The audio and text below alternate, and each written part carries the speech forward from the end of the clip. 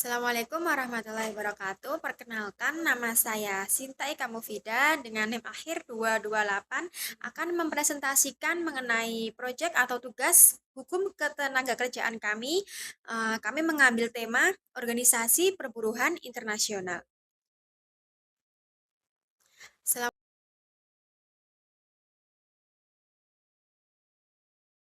Assalamualaikum warahmatullahi wabarakatuh. Perkenalkan, nama saya Anastasia Sri Setiawan Putri, NIM saya 2024 10111011122. Di sini saya ingin menjelaskan tentang pendahuluan.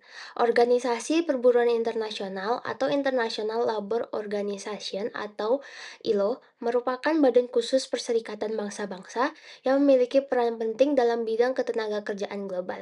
ILO didirikan pada tahun 1919 melalui perjanjian sebagai bagian dari upaya menciptakan perdamaian dunia setelah Perang Dunia Pertama dengan landasan bahwa perdamaian dicapai melalui keadilan sosial. Latar belakang lahirnya ILO dipengaruhi oleh kondisi kerja yang buruk akibat revolusi industri. Permasalahan utamanya yaitu yang pertama, jam kerjanya sangat panjang, upah rendah, eksplorasi tenaga kerja anak, minim perlindungan keselamatan kerja. Tujuan dan prinsip. ILO bertujuan untuk mewujudkan keadilan sosial dan melindungi hak pekerja di seluruh dunia. Organisasi ini juga memperkenalkan konsep design work, yaitu pekerjaan yang layak, aman, dan bermartabat. Prinsip utamanya yaitu yang pertama, labor is not a commodity. Yang kedua, tenaga kerja harus dihargai sebagai manusia. Nah, ada berapa sih hak dasar pekerja itu? Hak dasar pekerja ada 5. Yang pertama, kebebasan berserikat. Yang kedua, hak berunding bersama. Yang ketiga, penghapusan kerja paksa. Yang keempat, penghapusan pekerja anak. Dan yang terakhir, penghapusan. Nah, ada berapa sih mengenai struktur organisasi? ILO memiliki struktur yang unik, yaitu tripartit, yang melibatkan 3 pihak utama dalam pengambilan keputusan, yaitu pemerintah, pengusaha, dan pekerja. Setiap negara anggota diwakili oleh 4 delegasi yang memiliki hak suara independen sehingga menciptakan keseimbangan dan kebijakan ketenaga mengenai instrumen dan pengawasan. Dalam menjalankan fungsinya, ILO menggunakan instrumen hukum berupa konvensi dan rekomendasi. Konvensi bersifat mengikat bagi negara yang meratifikasinya, sedangkan rekomendasi bersifat sebagai panduan.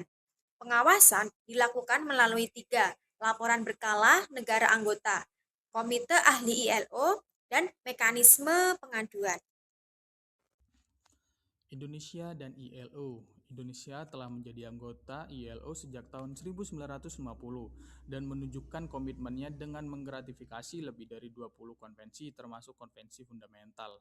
Implementasi di Indonesia tertera dalam UU nomor 13 tahun 2003, UU nomor 21 tahun 2000, serta UU nomor 2 tahun 2004. Peran dan tantangan di era globalisasi, ILO menghadapi berbagai tantangan seperti persaingan global, revolusi industri 4.0, serta perubahan pola kerja. Adapun 3 poin diantaranya: yang pertama, penetapan standar kerja internasional; yang kedua, melindungi hak pekerja; yang ketiga, mendorong pekerjaan layak. Kesimpulan, ILO merupakan organisasi internasional yang memiliki peran penting dalam menciptakan keadilan sosial dan melindungi hak pekerja di seluruh dunia. Meskipun menghadapi berbagai tantangan global, komitmen untuk memastikan bahwa perkembangan ekonomi sejalan seiringan dengan kesejahteraan manusia, ILO juga terus beradaptasi menghadapi perubahan dunia kerja seperti globalisasi dan juga perkembangan teknologi. Melalui kerjasama dengan anggota ILO, memastikan bahwa hak pekerja tetap terlindungi dan prinsip pekerjaan layak dapat diterapkan secara global. Tulisan ini kami ambil dari International Labour Organization about the ILO, Geneva ILO. International Labour Organization Convention and Recommendation, Geneva ILO. Perserikatan Bangsa-Bangsa Specialized Agency of the United Nations, New York. Indonesia, Kementerian Ketenagakerjaan Indonesia, kerjasama Indonesia dengan ILO. Terima kasih. Wassalamualaikum warahmatullahi wabarakatuh.